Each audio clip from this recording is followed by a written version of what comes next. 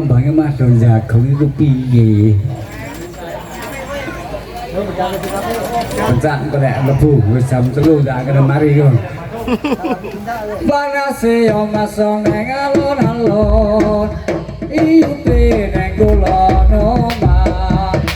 Ayune ora kepiyon oprake wong omah-omah.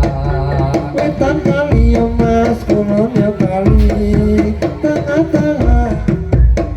Yune wetan kemaki kulon kemaki ditimbang poso abote. Ali-ali yo Mas matane telu ilang siji cekur jembangan. Besok kapan oleh mau mantu tak sumbang sarung pekalongan.